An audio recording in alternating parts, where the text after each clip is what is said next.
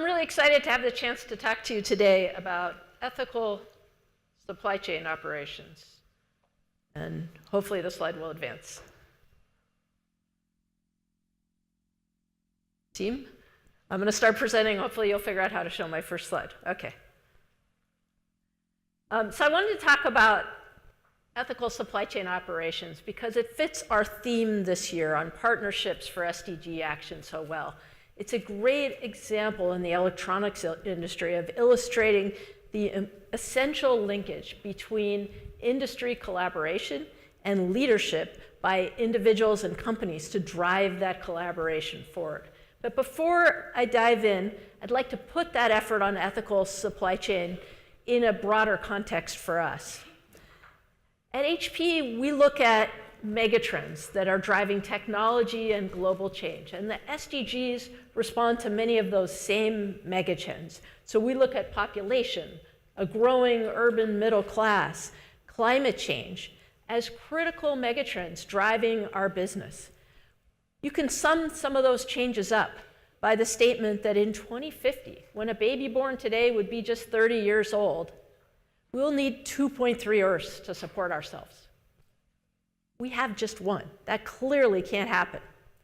These drivers make us really confident as a business that not only will our values around driving sustainable change persist, so will the business drivers that we see. And as a result, we have recommitted to our sustainable impact framework as a company, as part of driving our vision to make life better for everyone, everywhere.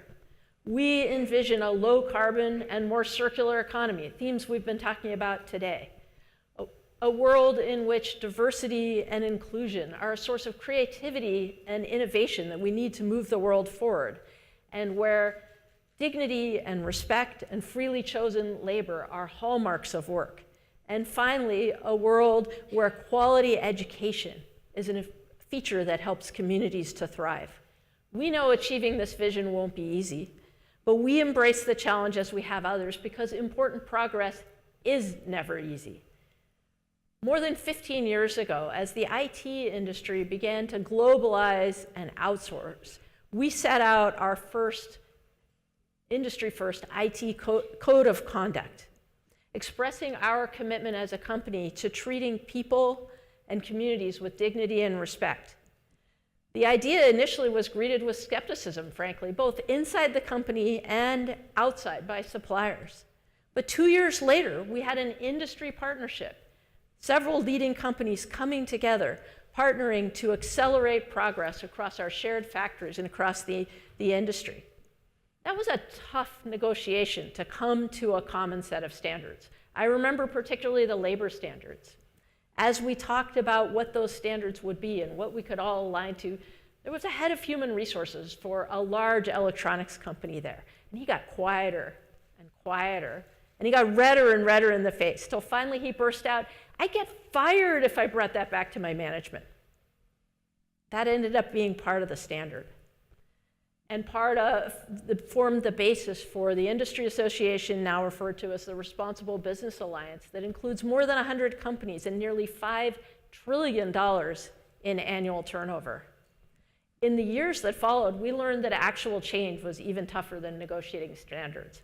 But I'm really proud of the progress we've driven across the IT industry through partnership and individual corporate commitment together. Today, what was once unthinkable is now the norm. So I think many of you agree with me, but if you think you can afford not to focus on labor, environmental health and safety, environment and ethics in your supply chain, I believe you can't afford not to. Because 10 years from now, much or most of your revenue will depend on meeting new expectations from your customers, from investors, from current and future employees, and from regulators. We're seeing that happen across our whole planet, people, and community framework. But it's accelerating fastest in this area of ethical supply chain operations. In 2017, our company had more than $2.5 billion in bids and tenders that depended on meeting customer criteria around our supply chain responsibility programs. Customers are looking for manufacturers like us to disclose more, to disclose our manufacturing locations, our labor standards, actually what we're seeing in social audits, and those demands continue to increase. This is a global shift happening not only in Western Europe, in the US or Australia, but countries like China, where we're seeing a concern for labor practices showing up in our business. Governments are increasing their attention too, and with a particular focus on freely chosen labor, eradicating modern slavery from the world of work. They're asking for due diligence and for transparency about the results of that due diligence and the corrective action that follows it. We project forced labor regulations will double in the next 3 years. If you sell in the United Kingdom, you're probably already complying with their regulation or hearing from your customers there. Hong Kong and Australia are likely to be among the countries that adopt modern slavery regulations in the next few years. And if you think this is not relevant for you, you're probably wrong if you're not actively preventing modern slavery in your supply chain. Because forced labor is a global issue spanning many industries.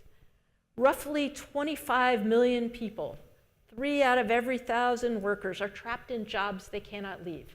In IT, some of the hot spots are Southeast Asia and Taiwan, but this is a global issue that in different industries spans countries around the world. So what can we do? I'd like to share some things that we're doing that, hoping the slide will advance, that we see as working. We could go forward one slide. Thank you. We start by putting workers at the center, evolving our policies, our standards, and our programs to address their needs, starting with the most vulnerable workers, student workers, dispatch workers, foreign migrant workers. We want to go beyond setting basic standards to improving worker well-being for 500,000 people by 2025. Here's some ways it's working for us. With student workers, we started by laying down basic criteria for their employment. Now we're focusing on how to empower those students, educating them via WeChat on worker rights and effective communication. We have about 3,000 subscribers now for this program from HP lines in 5 or 6 factories. We think this is something that can scale. For foreign migrant workers, we've been conducting trainings with factory managers from more than 100 suppliers in Thailand and Malaysia, and labor agents and workers. One way that we know this has been effective, although it's a little sad it was necessary, is that recruitment fees that workers paid, binding them to their jobs while they earn that money back, have been repaid in installments. We're also developing women leaders so they can connect to their peers, their families, and strive for promotions. Another way we're doing this is by integrating sustainability criteria into our commercial relationships. We find that one of the best ways to advance human rights and protections for workers is through integration with our purchasing requirements, because this brings in support from upper management in our company and at our suppliers. And that ownership and consistent focus on a quarterly basis, along with the other numbers, drives change. And where we've made that full integration, we see the kind of dramatic progress you see shown there. Our next challenge is to extend our focus. We have traditionally focused on the top 95% of our supplier spend. Today, that no longer seems enough. We need to extend the depth and breadth of what we're doing to reach more workers, to respond to customer demand and regulatory requirements. Fortunately, we're blessed with hundreds of HP employees who can be our extra eyes and ears as they further our supply chain. We're giving them an innovative app so they can report labor, health, and environmental safety concerns by taking just 5 minutes to answer a few simple questions while on site.